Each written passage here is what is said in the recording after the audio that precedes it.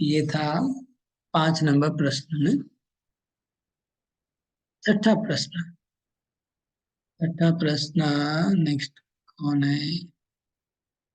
पुष्पा गुप्ता माता जी।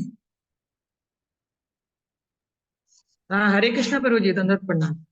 छठा प्रश्न है, क्या हमें अधिकारियों या शिक्षा गुरु परंपरा पर संदेह करना चाहिए? यदि संदेह हो तो क्या करना चाहिए और क्या नहीं करना चाहिए? हरे कृष्णा। हमें अधिकारियों या शिक्षा गुरु पर संदेह नहीं करना चाहिए, पर अगर संदेह है तो हमें यह बात किसी को बताने की जरूरत नहीं है। हमसे नीचे वाले भक्तों को तो कभी भी नहीं बोलना चाहिए। और 2 नंबर, अगर संदेह है तो हमें खुद उनके पास जानकर जाकर उनसे बात करनी चाहिए और बहुत विनम्र भाव से पूछना चाहिए कि हमें यह सुना है, यह सही है क्या गलत। और अगर हमारा साहस नहीं है, हम उनसे बात नहीं कर सकते हैं, तो जो उनके हिताकांक्षी है, जो उन जो उनके जो जिनकी बात वे मानते हैं, तो उनसे बोलना चाहिए कि हमने ये सुना है, तो ये थोड़ा इसका क्लियर कर दीजिए। अरे हरे बहुत कृष्ण। वेरी गुड, परफेक्ट है, बहुत सुंदर। 6 प्रश्न ही थे ना शायद? हाँ, हाँ प्रभु जी, छह छह एक प्रश्न। पॉइंट। ओके, अभी हम लोग आज आगे बढ़ते हैं।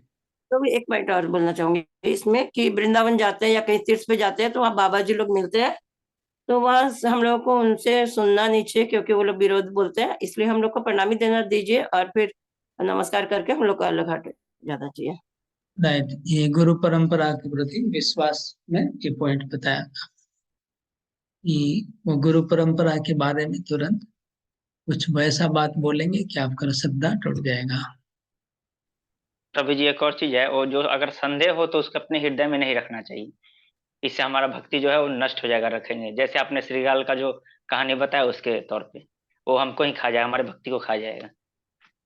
हाँ, ये पॉइंट मैंने बोला था कि अगर शिक्षा गुरु व अधिकारियों के प्रति कोई अगर संदेह है, संशय है, उसको हमें हृदय में पोष के नहीं रखना है। हृदय में उसको पोषण करेंगे तो जैसे वो श्रीगाल ने उसका पूरा मांस खा गया और वो आदमी मर गया, ऐसे ही ये संदेह रूपी जो श्रीगाल है हमारे हृदय में, वो हमारी भक्ति को खा जाएगा और हमको मार डालेगा। हम आध्यात्मिक जीवन में हमारा मृत्यु हो जाएगा। इसलिए संशय को पोषण करके नहीं रखना है, उसको हृदय से निकालना है किसी तरह से। ओके, अभी हम आगे बढ़ेंगे।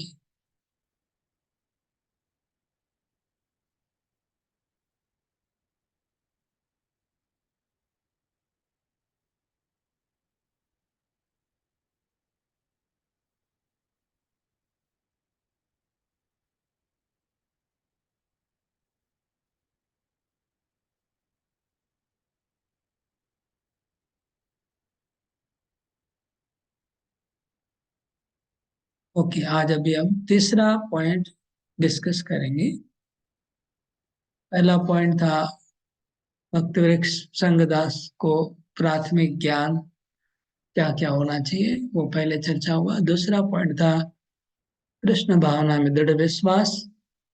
तीसरा पॉइंट आज हम चर्चा कर रहे हैं, वो है be committed to progress in Krishna consciousness. Krishna भावना में आगे बढ़ने के लिए प्रयासरत, भक्ति में आगे बढ़ने में प्रयासरत होना चाहिए। संगदास को भक्ति में आगे बढ़ने के लिए प्रयास, संकल्पबद्ध होना चाहिए कि हमको आगे बढ़ना है,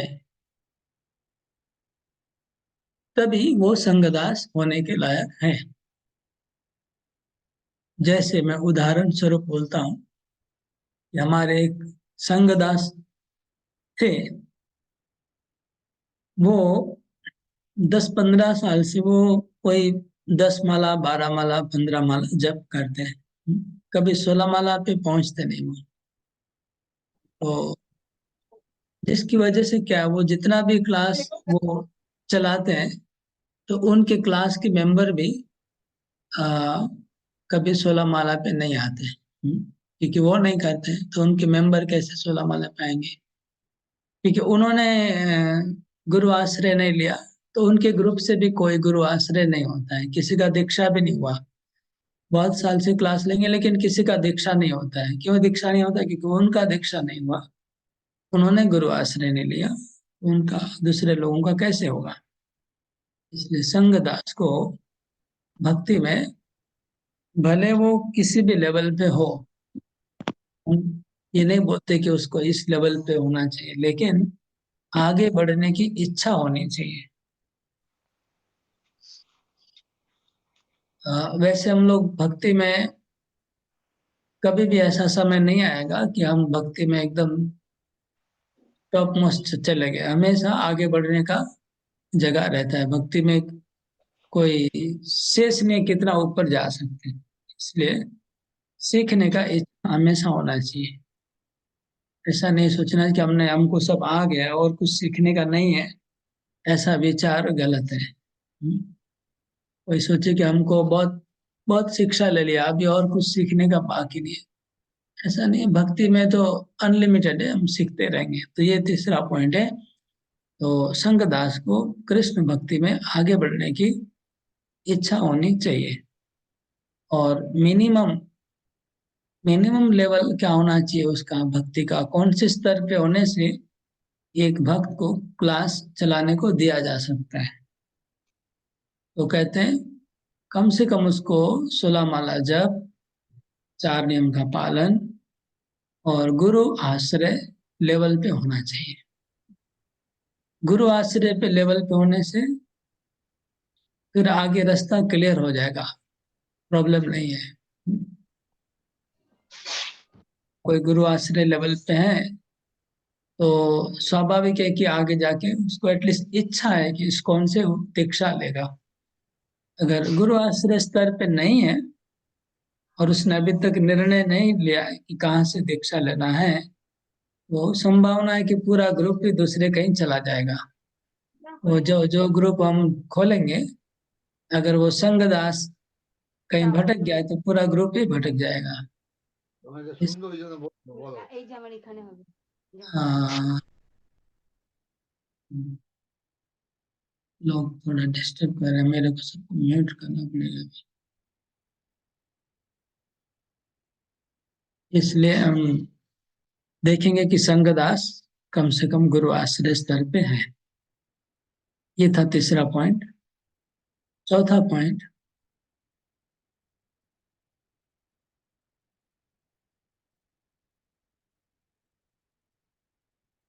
भक्त वृक्ष caring caring for the devotees. मतलब भक्त वृक्ष के भक्तों का यत्न करना, देखभाल करना। बांग्ला में यत्न, हिंदी में देखभाल।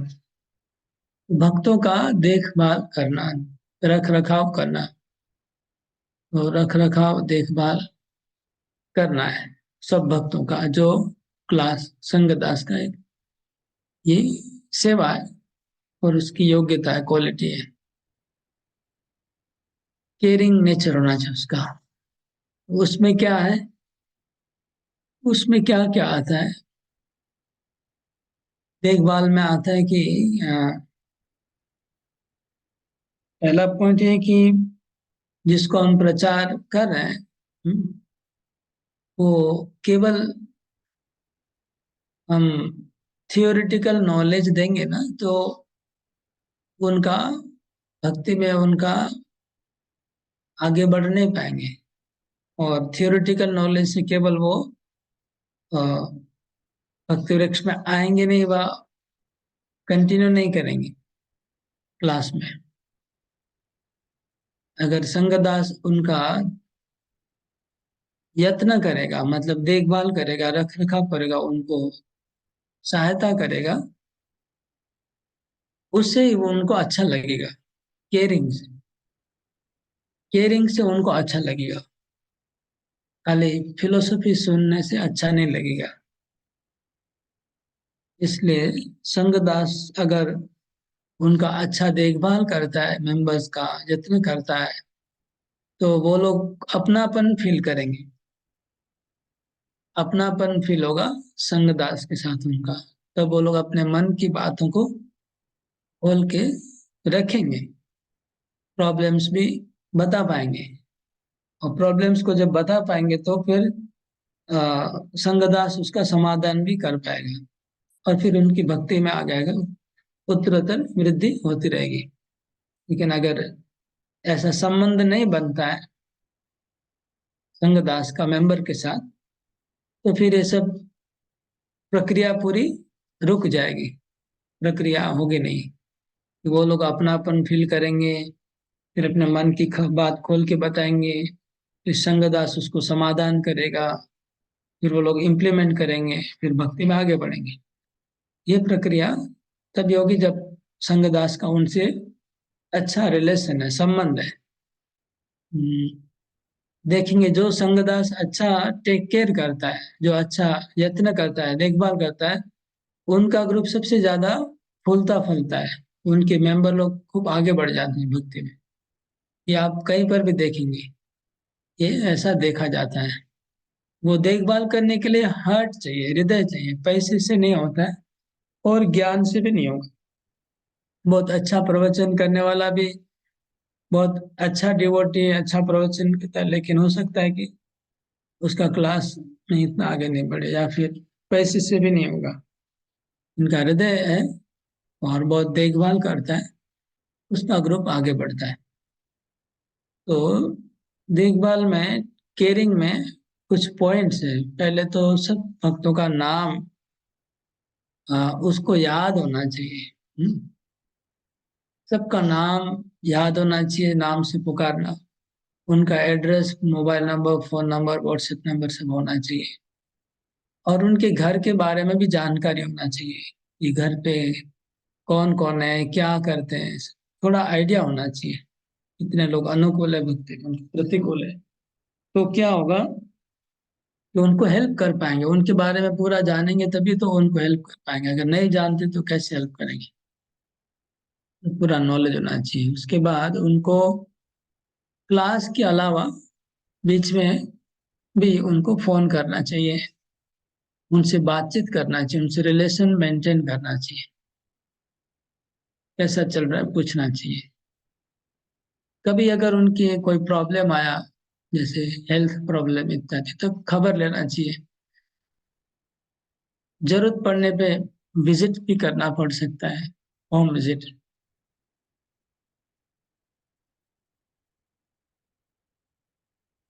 और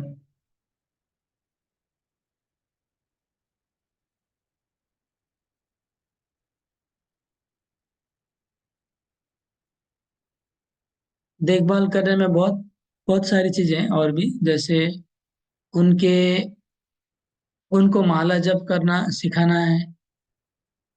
उसके बाद उनको प्रभुपाद का बुक रीडिंग करने का एंकरेज करना है, एक के बाद एक बुक वो पढ़ रहे हैं, पढ़ के कुछ अगर नहीं समझ में आ रहा तो पूछेंगे, उनको उत्साह देना, एंकरेज करना। उनके घर में भगवान का सिंहासन को ठीक से सजाना पड़ेगा, होम होम विजिट करना चाहिए और देखना चाहिए उनका सिंहासन कैसा है, उसमें कैसे इसको उनके स्टैंडर्ड से सिंहासन सजाया है कि नहीं। उनको भोग लगाना सिखाना चाहिए, जो प्रॉपर स्टैंडर्ड विधि है भोग लगाने की।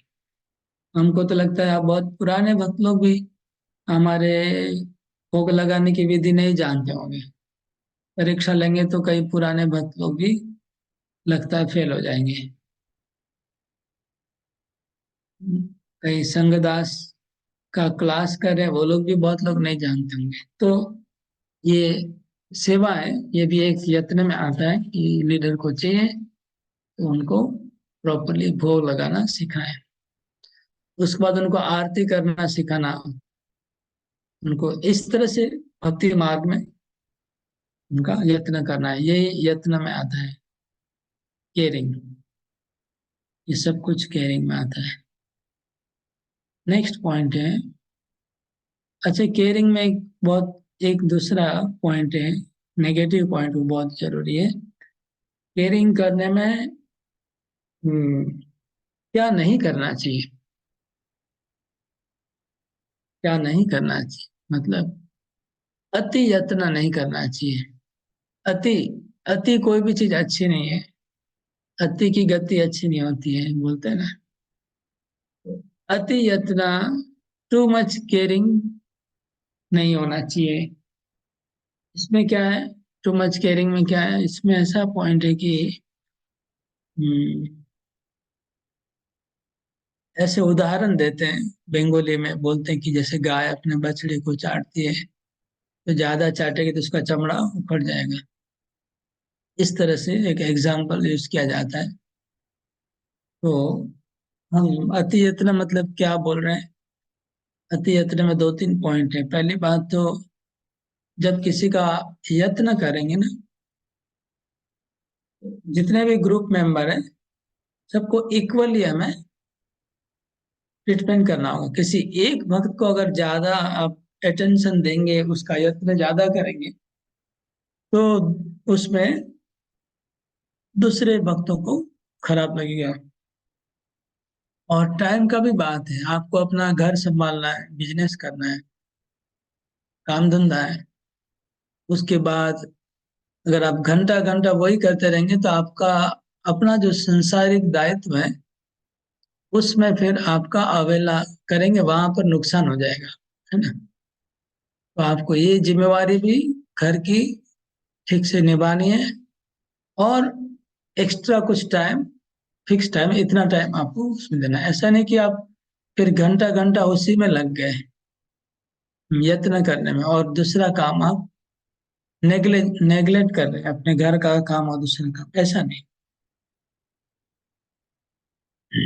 क्योंकि कभी कभी क्या है, संगदास को ऐसा भी देखा गया है पास्ट में, संगदास को अपने मेंबर से बात करने में ज्यादा आनंद आता है, घर वालों से भी ज्यादा वहां पर आनंद आता है।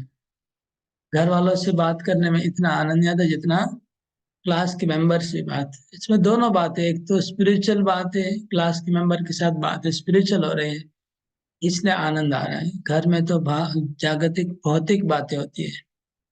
दूसरा कारण है कि वो गुरु के हिसाब से श्रद्धा करता है, तो एक सम्मान मिलता है, वो उसमें अच्छा लगता है, उसमें गुरु भाव रहता है, इसलिए वहां बात करने में अच्छा लगता है। तो दोनों नेगेटिव पॉजिटिव दोनों बातें हैं। जो भी हो, हमें लिमिट में बात करना चाहिए फोन में अगर बात करते तो। और एक पॉइंट है कि प्रभु लोग प्रभु को ही केयरिंग करेंगे तो अच्छा है, प्रभु लोग को ही केयरिंग करेंगे तो अच्छा है। और माता जी लोग माता जी का केयरिंग करने से अच्छा है, क्योंकि केयरिंग करते करते रिश्ता और गहरा हो जाता है, स्वाभाविक है, गहरा रिश्ता होगा ही केयरिंग करने से। तो उसमें अगर फिर प्रॉब्लम होगा, अगर कोई प्रभु जी माता जी को केयरिंग कर रहे हैं और रिश्ता गहरा हो गया तो प्रॉब्लम हो जाएगा। तो कोई माता जी अगर प्रभु जी को केयरिंग कर रहे हैं, उसमें गहरा रिश्ता होगा तो प्रॉब्लम हो जाएगा। इसलिए हम लोग सजेस्ट करते हैं हमेशा कि हस्बैंड एंड वाइफ टुगेदर अगर क्लास लेंगे तो बहुत अच्छा है। तो हस्बैंड सब प्रभु लोग का केयर कर लिया, वाइफ सब माता जी लोग को केयरिंग कर लिया। लेकिन कोई अनअवॉइडेबल सर्कमस्टेंस में ऐसा अगर संभव नहीं है तो हम टोटली मना नहीं करें, कर सकते, लेकिन बहुत सावधानी पूर्वक करना होगा। अगर जरूरी पड़ा तो सावधानी से कुछ उपाय चला उपाय कुछ करने का, अथवा सावधानी से करना होगा उस सेवा को। ये केयरिंग के बारे में नेगेटिव बात है कि केयरिंग टू मच। और एक नेगेटिव बात है कि किसी के परिवार में पर्सनल लाइफ में इन्वॉल्व नहीं हो जाना चाहिए। संगदास को ज्यादा इन्वॉल्व नहीं होना चाहिए किसी के पर्सनल लाइफ में। समझ लीजिए किसी घर पे हस्बैंड वाइफ का झगड़ा चल रहा है और वो वाइफ क्लास में आती है और अपने हस्बैंड के बारे में कंप्लेन करती है संगदास को। संगदास को बोलती है कि मेरे घर में ऐसा होता है, ऐसा होता है। वो संगदास की बात को सच्चा मान लेंगे और उनको कुछ गलत सलाह दे देंगे तो प्रॉब्लम होगा। या वो उनके घर पे जाके अगर बातचीत करना शुरू कर दे तो भी प्रॉब्लम हो जाएगा। ये सब सावधानी बरतनी चाहिए। किसी का घर चलाने के लिए वो घुस नहीं जाए अंदर संगदास। खाली शास्त्र में जो उपदेश है वो सुना सकते हैं, लेकिन ऐसा नहीं कि हमारा क्लास के मेंबर को ज्यादा सपोर्ट किया और उनका एक तरफा सुन के सोच लिया कि हाँ यही सही है, वो लोग गलत होंगे। ऐसा नहीं हो सकता है कि भक्ति गलत है जो क्लास हमारा मेंबर और घर वाले सही है, ऐसा भी हो सकता है। ठीक से समझे बिना उपदेश नहीं देना चाहिए। ये केयरिंग के बारे में कुछ बातें हैं।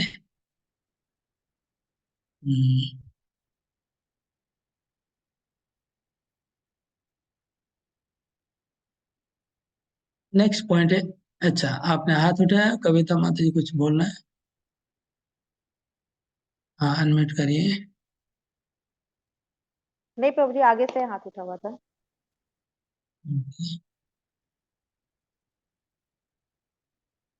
नेक्स्ट है एप्रिसिएशन।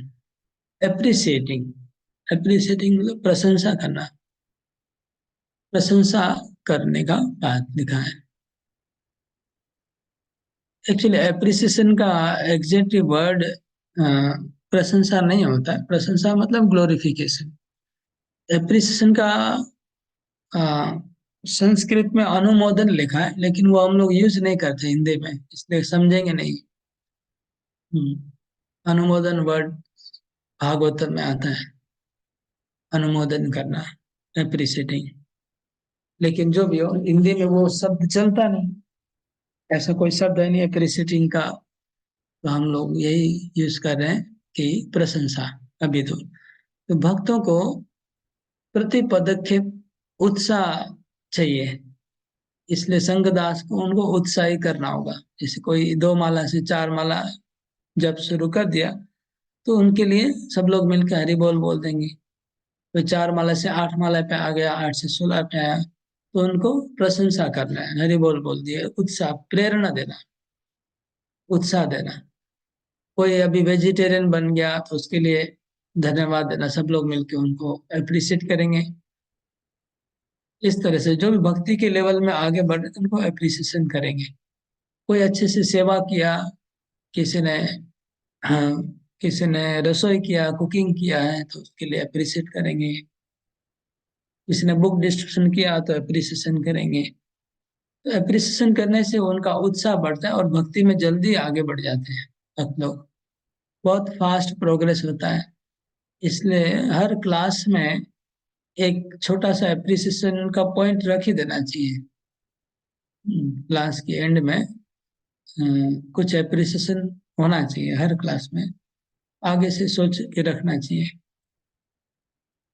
कि कौन सा चीज हमको अप्रिशिएट करना है, किसको अप्रिशिएट करना है। तो एक कल्चर हो जाएगा, एक ये नियम बन जाएगा अप्रिसिएशन का। इससे भक्त लोग बहुत फास्ट आगे बढ़ जाएंगे। देखिए, 2 तरीका होता है भक्ति में आगे बढ़ाने का लोगों को। कोई भी एक के पीछे से धक्का देना, एक के सामने से खींचना। अगर कोई चीज को आप ले जाना चाहते हैं, एक के सामने से खींचना और एक पीछे से धक्का देना, दोनों में से कौन सा अच्छा है? सामने से खींचना अच्छा है, धक्का देना नहीं। तो आप एप्रिसिएट करें मतलब आप सामने खींच रहे हैं, और धक्का देने का मतलब आप लोग इतना बोला फिर भी जब नहीं बढ़ा रहे हैं, जब बढ़ाइए, जब बढ़ाइए, ये बोलना मतलब धक्का देना। हाँ, अब कुछ कुछ लोगों को धक्का देना पड़ता है, खींचने से काम नहीं होता है, वो दूसरा बात है। दोनों टेक्निक यूज करना पड़ता है। तो खींचने का मतलब हो गया, हम अगर ऑफिशियली एप्रिसिएशन करना शुरू कर देंगे कि इन्होंने 16 माला जप किया, इन्होंने 32 माला जप किया, हरि बोल, तो बाकी लोग उत्साही होंगे, सब लोग आगे बढ़ेंगे। ये खींचने का रास्ता हो गया। और धक्का देने का मतलब हो गया कि बोलना, अरे आप लोग इतने पुराने हो गए, अभी भी 16 माला ही कर रहे हैं, थोड़ा बढ़ाइए।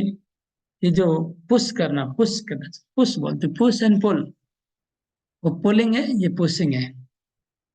तो पुलिंग अच्छा है, पुलिंग एप्रिसिएशन करने से होगा, पुश मतलब धक्का देना है। जो भी हो, एप्रिसिएशन करने से अच्छा है। अब एप्रिसिएशन में क्या नहीं करना चाहिए, वो अभी बहुत इम्पोर्टेंट है। सावधानी, बहुत ध्यान से वो भी नोट करिए, सुनिए, क्या नहीं करना चाहिए। एप्रिसिएशन में हमें लोगों का भौतिक कार्यों को एप्रिसिएशन नहीं करना है, मटेरियलिस्टिक चीजों को एप्रिसिएशन नहीं करना है। जैसे कोई आदमी बहुत पैसे वाला है, तो हर बार क्लास में बोलेंगे ये आदमी बहुत पैसे वाला है, ये आदमी तो ये कोई एप्रिसिएशन नहीं हुआ, ये तो क्रिटिसिज्म ही हो गया। और अगर वास्तव में भी वो आदमी खुशी भी होता होगा, दूसरे लोग बहुत नाराज हो जाएंगे। या कोई बहुत सुंदर है तो इसको एप्रिसिएशन करने की जरूरत नहीं, किसी बहुत बहुत बड़ा डिग्री है, ये बहुत उच्च शिक्षित है, तो ये सब चीजों को बार बार बोलने की जरूरत नहीं है।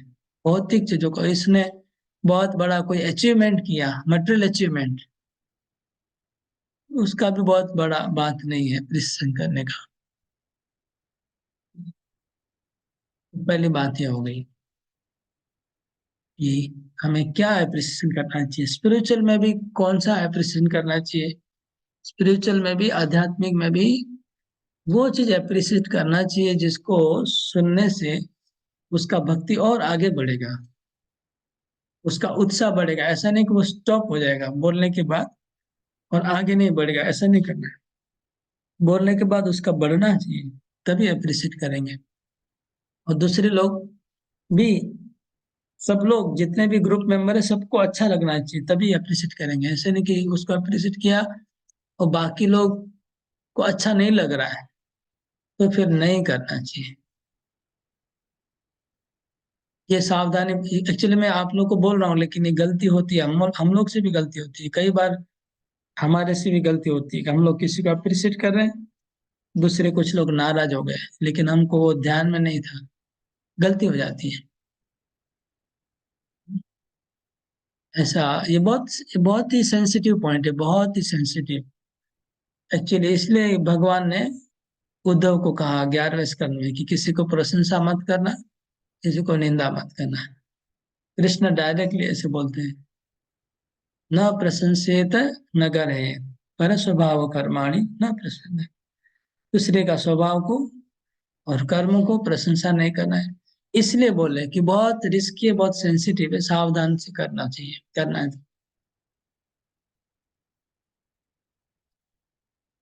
अब एप्रिसिएशन में और कुछ क्या नहीं करना है। एक बात है कि अगर कोई सेवा 8-10 जन मिलके किए हैं और हमने अगर उसमें से किसी एक को अप्रिसिएशन किया और तो बाकी लोग नाराज होंगे। और सबका अप्रिसिएशन किया और एक को अगर मिस कर देंगे तो बहुत ही बड़ा खतरा है, तो बहुत बड़ा प्रॉब्लम फेस करना पड़ेगा। अगर आपने 8-10 जन को अप्रिसिएशन किया और एक आदमी छूट गया, 1-2 जन, तो बहुत ही ज्यादा प्रॉब्लम फेस करना पड़ेगा। ऐसा रिसेंटली एक घटना घटा हम लोग का दुर्गापुर में। एक एनुअल कन्वेंशन था मायापुर में, सभी संघदास को स्टेज पे बुला के माला पहनाया गया और उसमें 1-2 मिस हो गया किसी कारण से, तो बहुत बड़ा बवाल हुआ। मतलब इतना बड़ा हुआ कि हम्म, मेरे को प्रभु जी लेके गए सॉर्ट आउट करने के लिए। 2-3 मीटिंग मेरे को भी करना पड़ा, 1-2 महीना चला वो प्रॉब्लम, क्योंकि उनका नाम छूट गया, उनको माला नहीं पहनाया और बहुत नाराज हो गए। हम लोग क्लास नहीं करेंगे, हमको प्रचार नहीं करना है, करके फायदा क्या है। हाँ, ऐसा नेगेटिव थॉट आ गया, हम प्रचार करके क्या फायदा। तो अगर आप किसी का अप्रिशिएट करें, जैसे हम लोग का भी हुआ था एक बार मायापुर में बहुत साल पहले, मंदिर में जो माला सेवा करने वालों को अप्रिशिएट किया गया था और उसमें 1-2 जन मिस हो गया था, तो वो लोग बहुत नाराज हो गए, बहुत झगड़ा किया बड़ा। वो लोग इसको नहीं बुलाया, ऐसा होता है। इसलिए अप्रिसिएशन करने में बहुत ही सावधान रहना पड़ेगा। जी, भौतिक जगत है, ईर्ष्या सबके अंदर है और सम्मान पाने की इच्छा भी सबके अंदर है। ऐसा कोई व्यक्ति नहीं है जिसमें सम्मान पाने की इच्छा नहीं हो और ईर्ष्या नहीं हो। मतलब बहुत मुश्किल है ऐसा कोई मिलना पूरे विश्व में, इसलिए प्रॉब्लम होगा, सावधानी बरतनी चाहिए।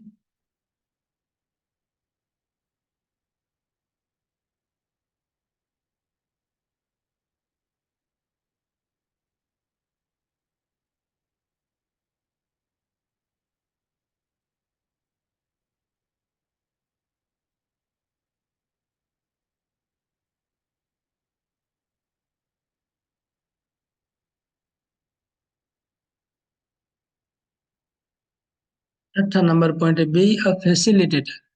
फैसिलिटेटर का मतलब है आ, सहायक, सहायिका। हम लोग बोलते हैं ना, ग्रंथ के ऊपर लिखा रहता है भक्ति वृक्ष सहायिका, सहायक बनना है। हम्म, सहायक और सहायिका। सहायक का अर्थ क्या होता है? असिस्टेंस, है ना। सहायिका जैसे पुस्तक होता है, हम लोग का स्कूल में एक पुस्तक होता है और एक सहायिका होती है। दोनों में क्या अंतर है? जो पुस्तक है टेक्स्ट बुक वो ओरिजिनल बुक है, और सहायिका क्या है? वो बुक को समझने के लिए किसी ने लिखा है, उसको सहायिका कहते हैं। वो ओरिजिनल ग्रंथ नहीं है, उसको समझने के लिए जो दूसरा एक पुस्तक मिलता है उसको सहायिका बोलते हैं। तो संगदास को सहायक बनना है। सहायक का अर्थ क्या है? फैसिलिटेटर बनना है। इसका अर्थ क्या है? इसका अर्थ यह है कि हम वास्तव में हम लोग गुरु नहीं है, ये याद रखना चाहिए। गुरु कौन है? गुरु प्रभुपाद जी है। कैसे? क्योंकि जो हम पढ़ा रहे हैं, जो हम ज्ञान दे रहे हैं, वो किताब किसने लिखा है? वो किताब प्रभुपाद जी ने लिखा है। प्रभुपाद जी का किताब हम पढ़ा रहे हैं, तो ज्ञान देने वाले प्रभुपाद जी है। और वो प्रभुपाद जी भी कहाँ से? गीता से ले, तो कृष्ण गुरु है, कृष्ण बिंदु जगत गुरु। तो कृष्ण असली गुरु है, प्रभुपाद जी गुरु है। हम लोग कौन है? हम लोग प्रभुपाद का किताब पढ़ने में उनको सहायता कर रहे हैं। हम लोग सहायता कर रहे हैं, तो क्या वो पढ़ना नहीं जानते क्या? वो भी पढ़ना जानते हैं, वो खुद पढ़ के भी प्रभुपाद जी का ज्ञान प्राप्त कर सकते हैं। हम खाली सहायता कर रहे हैं ताकि वो पढ़े और समझ जाए। अगर कहीं समझ में नहीं आता तो हम उसको एक्सप्लेन कर देते हैं। तो हम एक्सप्लेन करते हैं, उसका भी हमारा क्रेडिट नहीं है, क्योंकि हमको भी किसी और ने एक्सप्लेन किया है, तब जाके हम एक्सप्लेन कर रहे हैं अभी। इसलिए हम फैसिलिटेटर हैं, सहायक हैं, हम शिक्षक नहीं है, टीचर नहीं है। हमारा हमारा टाइटल टीचर का हो सकता है, लीडर का हो सकता है, लेकिन हमारा भाव ये होना चाहिए मन में कि मैं टीचर व शिक्षक व गुरु नहीं हूँ, मैं एक सहायक हूँ। ये भाव बना रहना चाहिए मन के अंदर, ये मेंटेलिटी होना चाहिए।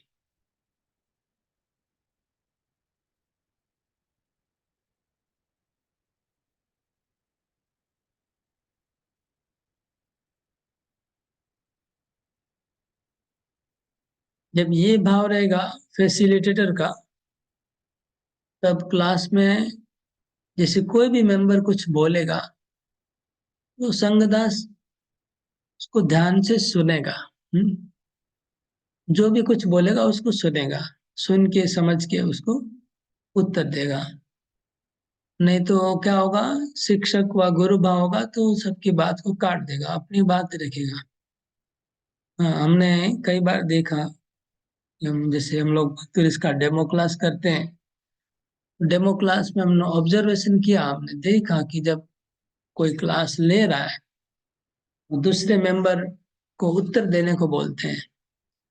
तो जब वो लोग मेंबर उत्तर देते हैं तो संगदास क्या कहते हैं? नहीं नहीं, ऐसा नहीं, ये ऐसा नहीं, ऐसा ये मैं देखा, तब मेरे को बीच में टोकना पड़ा कि आप नहीं नहीं से शुरू कर रहे हैं तो you are not good leader.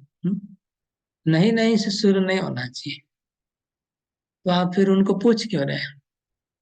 उनको बोलना चाहिए हाँ आपने ये बोला, ये ठीक है। और ये भी दूसरा एक ऐड करते हैं, एक बात उसने जो बोला था गलत नहीं था।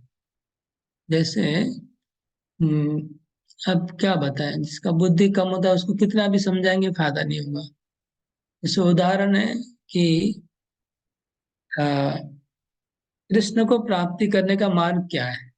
ठीक है, प्रश्न पूछता है संगदास। अब संगदास के दिमाग में एक उत्तर बैठा हुआ है, फिट बैठा हुआ है। जब कोई भक्त कहता है कि गुरु ग्रहण करने से कृष्ण की प्राप्ति होगी, तो संगदास सीधा बोला, ना नहीं, हरिनाम करने से होगा। ऐसे बोल के उसको काट दिया। ये बहुत गलत है। हाँ, गुरु के द्वारा भी प्राप्त होगा और हरिनाम भी करना चाहिए। ये बोलना है, संगदास को बोलना चाहिए कि हाँ ये बात सही है कि गुरु के ग्रहण करने से कृष्ण की प्राप्ति होती है। लेकिन आज जो ये हमारा पैराग्राफ है जिसको हम पढ़ रहे हैं उसमें क्या लिखा है, हरिनाम करने से प्राप्ति, ऐसे बोलना चाहिए। लेकिन उसको ना बोल के सीधा उसको पहले उड़ा देते हैं। ये जो उड़ाने का भाव है क्यों आया, क्योंकि वो सोच रहे कि मैं शिक्षक हूँ, पूरे लोग सब मूर्ख हैं, ऐसा सोच रहे हैं। तो हमें सबके प्रश्न के उत्तर को, अगर वो गलत है तभी ना बोलना चाहिए। लेकिन एक प्रश्न का तो 10 उत्तर हो सकता है, अगर सही है तो ना नहीं बोलना चाहिए। हरे कृष्ण। ये था सहायक का मनोभाव, facilitator, B facilitator.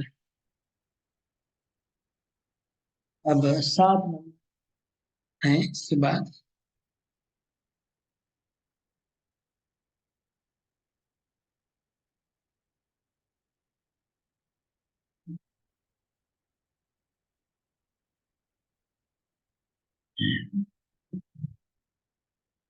7 number point है सर्विस माइंडेड, सेवा मनोभाव।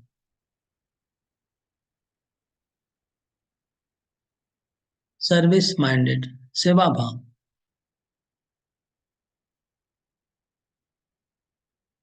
हम लोग जब भक्ति में आए तो हम लोग को सबसे पहले यही सिखाया जाता है, जीवेर स्वरूप है कृष्ण नित्य दास। हम भगवान के सर्वेंट है, सेवक है। फिर आगे बढ़ के हमको क्या सिखाया जाता है, दास दासानुदास। हम केवल भगवान कृष्ण के दास नहीं, हम भक्तों के भी दास हैं। हम दासों के सबके दास हैं। तो ये हमको सिखाया गया है। लेकिन कई बार संगदास आ, बन जाने से वो भाव चला जाता है, फिर सोचते हैं, मैं प्रभु हूँ, दासानुदास, मैं प्रभु का प्रभु हूँ। मैं दासों का दास नहीं, प्रभुओं का भी प्रभु हूँ। ये भाव आ जाता है। बोसानुबोस बोलते, बोसानुबोस वर्ड अच्छा नहीं है, इंग्लिश हो गया, इसलिए बोल रहा हूँ दासानुदास, प्रभु का प्रभु। वो- ये हम जब क्लास ले रहे हैं वो एक सेवा है। हम जब भक्त वृक्ष का क्लास लेते हैं वो एक सेवा है। हम सेवक के रूप में उनकी सेवा कर रहे हैं। ये भाव हमें बनाए रखना है, नहीं तो हमारा गड़बड़ हो जाएगा। मतलब फिर भक्ति में काउंट नहीं होगा। हम जो सेवा कर रहे हैं, क्लास ले रहे हैं, हो सकता है हमने बहुत प्रचार किया, बहुत भक्त बना रहे हैं, लेकिन वो भक्ति में काउंट नहीं होगा अगर सेवा का भाव नहीं है। सेवा के हिसाब से करेंगे तभी वो भक्ति माना जाएगा। तो अगर हम खुद ही भक्ति नहीं करें तो फिर आगे क्या होगा, सब गड़बड़ हो जाएगा। इसलिए संगदास को याद रखना है कि मैं सेवा कर रहा हूँ। ये सेवा हमको गुरुदेव ने कृपा करके दी है और इसलिए मैं सेवा कर रहा हूँ। और जो लोग भक्ति करना चाहते हैं, जो भगवान के भक्त बनना चाहते हैं, वो लोग भी भक्त हैं, तो मैं उनका दास के हिसाब से ये उनका मैं सेवक हूँ, मैं उनकी सेवा कर रहा हूँ। मेरा सेवा ऐसा ही है कि उनको मैं सहायक बन के प्रभुपाद का ज्ञान उनको सिखाना है, समझाना है। ये मेरी सेवा है, ये भावना चाहिए। और क्या है, सेवा भाव में बहुत बहुत बहुत कुछ है। ये सेवा कई बार ऐसा देखा गया है कि सीनियर डिप्टी को कोई सेवा मिलती है तो तुरंत वो पास ऑन कर देते हैं, दूसरे किसी को तुरंत दे देते हैं सेवा, फिर तीसरे को, फिर वो दूसरे और किसी को दे देता है, वो किसी और को दे देता है। ऐसा गुरु परंपरा चल जाती है पूरी। ये एक सेवा किसी को दी गई तो वो बोलते मैं तो बहुत सीनियर हूँ, तो किसी और को मैं सेवा दे देता हूँ, फोन करके किसी को बोल दिया। अब वो जब ऐसा करता है तो जिसको सेवा दी गई वो लोग भी अपने संगदास से सीख जाते हैं। अच्छा, संगदास ऐसे करते हैं, 3-4 भक्तों को बांट देते सेवा, तो मैं भी अपना 3-4 शिष्य बना, मैं भी बांट दूंगा, बांट दूंगी। तो मैं वो भी 3-4 शिष्य बना ले, वो भी 3-4 जन को बांटना शुरू कर दिया। फिर ऐसे जो वाटर डाउन हो गया, जो सेवा का क्वालिटी है, जिससे हम एक्सपेक्ट कर रहे थे कि ये व्यक्ति सेवा करेगा, वो नहीं करके उसके नीचे उसके नीचे, तो सेवा का जो क्वालिटी है वो डाउन हो जाएगा जब नीचे वाले भक्त से कराएंगे। तो जब हमको कोई सेवा मिलती तो हमें खुद करना चाहिए, पास ऑन करने की जरूरत नहीं है। और आ, हम्म, पहले तो हमें खुद करनी चाहिए सेवा, और अगर हमको करने में कोई दिक्कत है तो बोल देना चाहिए कि मैं समय नहीं है, मेरे से नहीं होगा, कुछ पूछना है तो पूछ लेंगे। जनरली बता रहा हूँ, लेकिन ऐसा नहीं कि हमेशा आप, अगर कोई ऐसा भी हो सकता है कि सेवा को बांटने का भी जरूरत हो सकता है, तो उसके इसमें बांटना भी चाहिए, लेकिन भाव क्या होना चाहिए बता रहा हूँ। खाली हमेशा पास करने का अगर मेंटेलिटी है तो अच्छा नहीं है।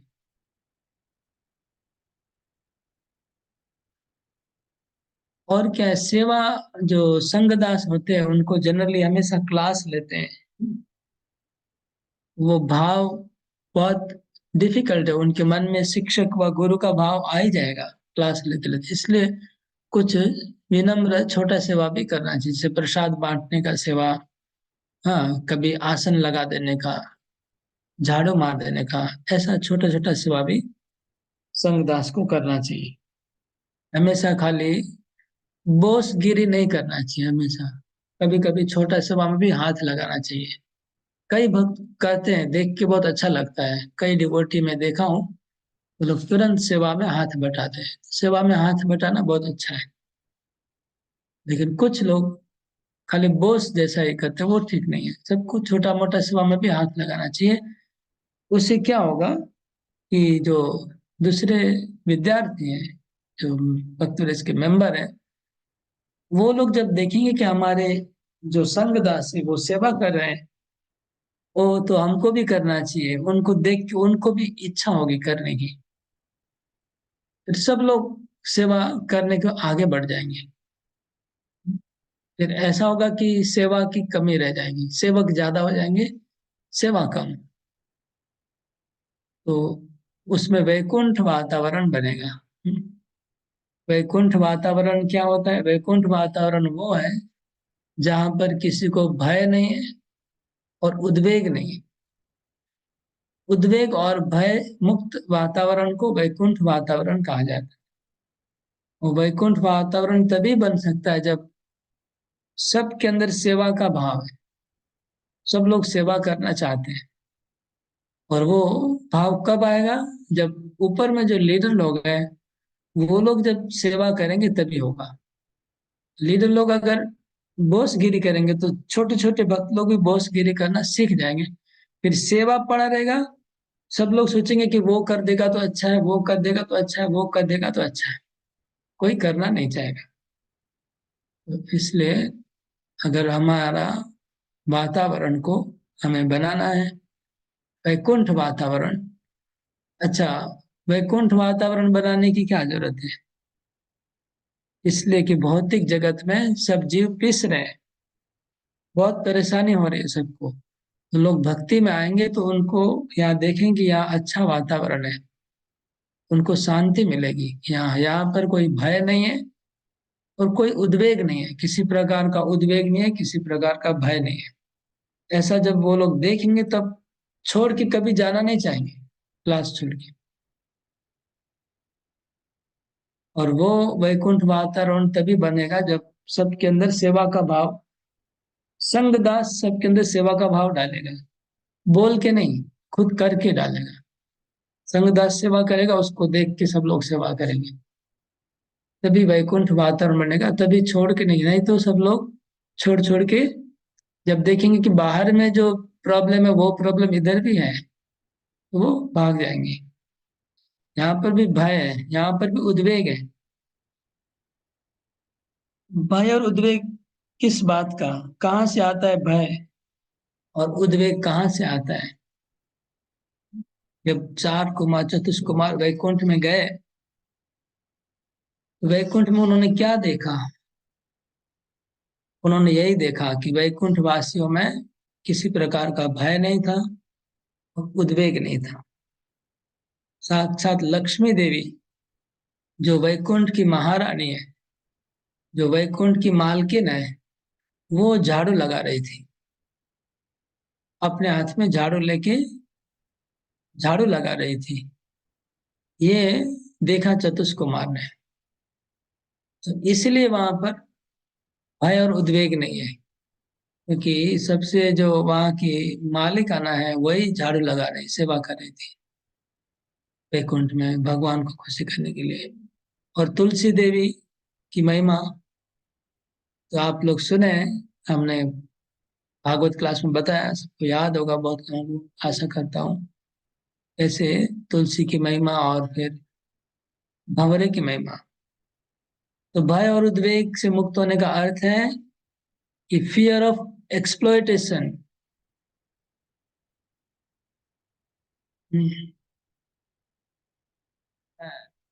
मतलब हमको शोषण का भय। बाहर के जगत में लोगों को शोषण का भय होता है कि जब हम कंपनी में नौकरी करने जाते हैं, कॉर्पोरेट में नौकरी करने जाते हैं, तो मन में डर लगता है कि अगर हम ज्यादा काम करेंगे तो सारा काम हमारे ऊपर आ जाएगा और हमको ज्यादा खटाएंगे। ये भय रहता है, हमेशा रहता है। वो भय इधर नहीं आना चाहिए। कैसे नहीं आएगा? अगर सब लोग सेवा करेंगे, सेवा भाव, तो फिर कोई सेवा का प्रेशर ही नहीं है, तो भय कैसे आएगा? सेवा कम है क्योंकि करने वाले ज्यादा है। और उद्वेग, उत्कंठा नहीं है किसी प्रकार का, यहाँ पर किसी को कोई दबाएगा नहीं। सब लोग पीछे हटना चाहते हैं और दूसरे को आगे बढ़ाना चाहते हैं। ऐसा होने से एंजाइटी दूर हो जाएगा, उद्वेग दूर चला जाएगा। अगर सब आगे बढ़ना चाहते हैं, दूसरे को पीछे ठेलना चाहते हैं, वो भौतिक जगत है। और आध्यात्मिक जगत क्या है? उसका विपरीत। सबको आगे बढ़ाएंगे, हम पीछे रहेंगे। यहाँ तो प्रसाद का लाइन लगेगा तो आगे घुस जाएंगे, ये ठीक नहीं है। आगे क्यों घुसेंगे? दूसरे लोग पा लेंगे, फिर बाद में हम जाके लेंगे आराम से, पीछे जाएंगे। तो ये सब संगदास को समझना चाहिए, सीखना चाहिए। आ, एक पॉइंट और याद आ गया, केयरिंग में। केयरिंग में एक पॉइंट याद आ गया पीछे, एक पॉइंट पीछे, 2 पॉइंट पीछे जाना पड़ेगा। कि जब हम टूर में जाते, यात्रा में जाते, तो संगदास को देखना चाहिए अपने मेंबर लोगों को रूम मिला कि नहीं, प्रसाद मिला कि नहीं, ऐसा देखना चाहिए। ऐसा नहीं कि संगदास रूम में घुस गया और उसके मेंबर लोग लगेज लेके नीचे खड़े हैं, उनको रूम नहीं मिल रहा है।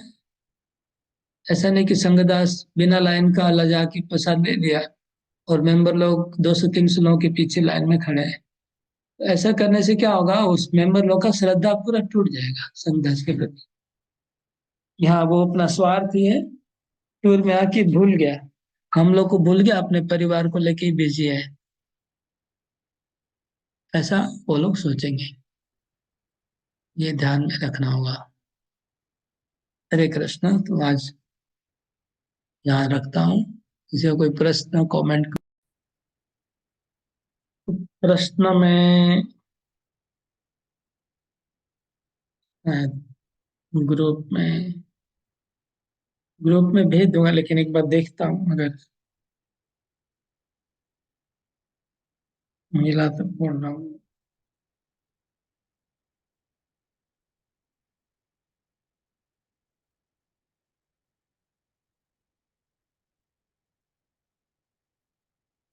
हिंदी क्वेश्चन नहीं दिख रहा है मेरे को, बंगाली क्वेश्चन मेरे पास है, हिंदी ढूंढना पड़ेगा।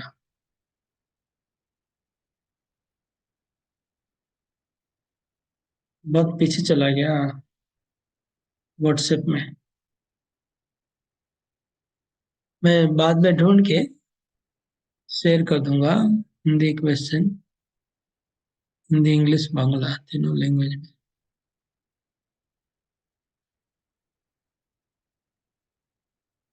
एक मिनट होगा इसके पास हम लोग को।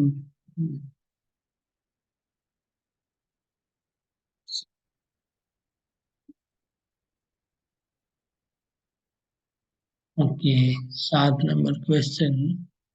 एक संगदास या शिक्षक को न्यूनतम किस स्तर पर रहने से कक्षाएं ले सकता है, क्लास ले सकता है? 8 नंबर है, एक संगदास या शिक्षक किन किन तरह से अपने अधीनस्थ छात्रों की देखभाल कर सकता है? देखभाल के दौरान क्या क्या सावधानियां बरतनी चाहिए और क्या नहीं, हमने इसको एक्सप्लेन किया। किन किन परिस्थितियों में प्रशंसा करनी चाहिए और किन किन परिस्थितियों में प्रशंसा नहीं करनी चाहिए भी हमने डिस्कस किया। और प्रशंसा या प्रस्तुति स्तुति करने के समय क्या सावधानियां बरतनी चाहिए, ये भी बोल दिया। और अगर आप गलती करते हैं तो क्या खतरा हो सकता है, ये भी बोला। एक संदर्भ शिक्षक के रूप में हमारा क्या मनोभाव होना चाहिए, ये भी बताया। उसके बाद कक्षा के छात्रों के प्रति संगदास का क्या क्या कर्तव्य है। हाँ, क्या क्या कर्तव्य है, मतलब मेरे ख्याल से ये नहीं, यहाँ तक ही 12 नंबर तक। ये मैं पोस्ट कर देता हूँ, क्वेश्चन पोस्ट कर दूंगा ग्रुप में। आप लोग उसका उत्तर लिख के लाइएगा नेक्स्ट वीक। तो 6 क्वेश्चन होगा, 6 पहले था, 6 और 12 क्वेश्चन हो गए। हरे कृष्णा कृष्ण कृष्ण हरे हरे, हरे राम राम राम हरे हरे।